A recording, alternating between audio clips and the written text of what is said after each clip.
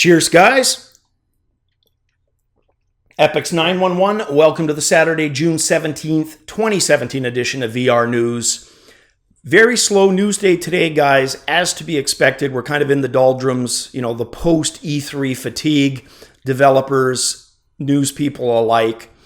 But there's still some stuff to talk about, so let's jump right in. Start with the first story. This is a game I may not have found for, who knows, days, weeks, if it wasn't for the fact that I had to dig a little deeper for news, being such a slow day. The game called Kaidro, The Awakening. And the studio behind this isn't one I had heard of before. They are called GadgetBot. What I do recognize is concept artwork that they have done for movies and TV shows. Pacific Rim, still one of my favorite mech movies. Westworld, the TV series, and Jurassic World, the movie. Concept art for all of those. They've developed their own intellectual property as well. Nothing that I had heard of, but among that is this new virtual reality title they're working on, Kaidro, The Awakening. And in it, you play the part of an orphan girl, Ava, recruited by a shadowy military organization to basically get trained as a mech pilot. And anybody who watches anime or reads, manga mech stuff, that's pretty much the stereotypical cliched storyline for, at least half a dozen to a dozen mech shows.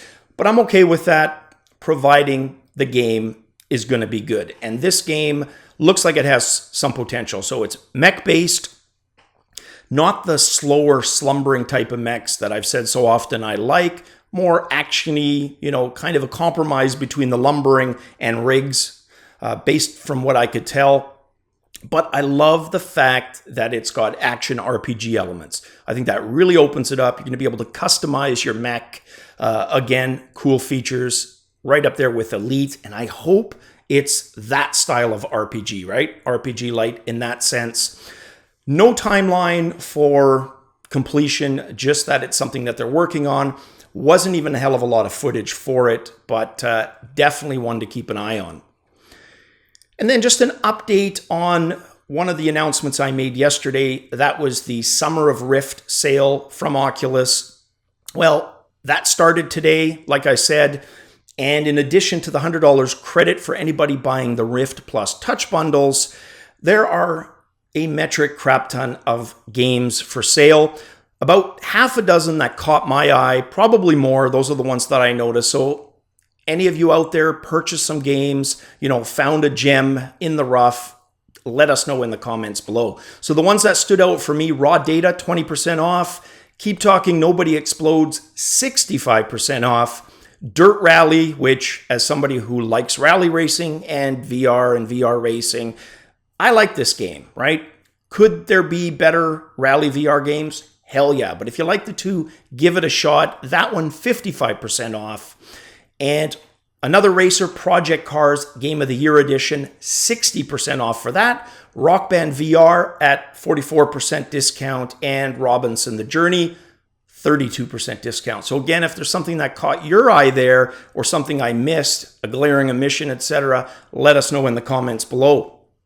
All right, another update, also Oculus related, has to do with that 1.16 update I talked about yesterday. One of the features I completely missed was the new policy of being able to have 360-degree only games. So up until, this was made an official thing, games had to cater to 180 degree. And as a result, I think Rift missed out on quite a few ports. I think we're going to see a nice, incoming basically wind of games based on this decision. I think it's a smart one. 360 degrees, also a category that you can filter. So hopefully, like I said, that leads to some Vive games making their way over to the Rift. All right, next, Seaworld.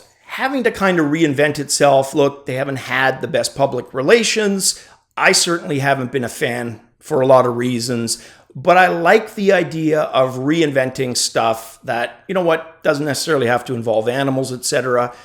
like the roller coaster. And we've seen this in other places, right? Take an aging roller coaster that's been around for a decade or more and VRify it. And that's exactly what they did with Kraken Ride. So basically all 3 of Kraken's 32 passenger trains have been equipped with VR.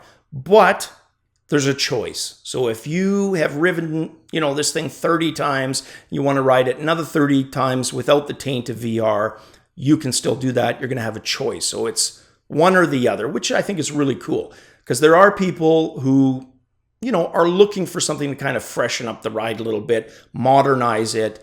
And I think VR is just awesome for that, right? Give coasters like Kraken a second life. So an official announcement from Seaworld read, after providing thousands of imaginative and thrilling experiences on Seaworld's first roller coaster, Kraken, we wanted to give our guests something new. That from Brian Morrow, who's one of the VPs for Seaworld Parks and Entertainment. And then this last story I thought was pretty cool.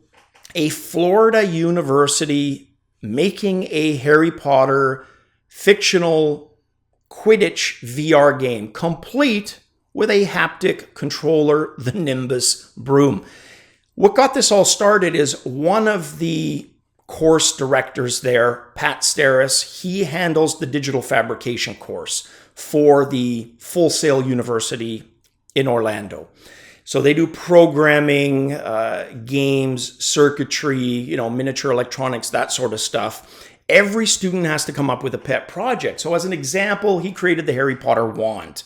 Well, one of the students, Carolyn Smith, inspired by that and loving Harry Potter, decided to recreate Quidditch in miniature. And hopefully, she says, one day in full. And she's definitely in the right spot. I know there's a theme park already dealing, or part of a theme park dealing with Harry Potter stuff. Who knows? Maybe a future employee. Just very cool what she was able to do.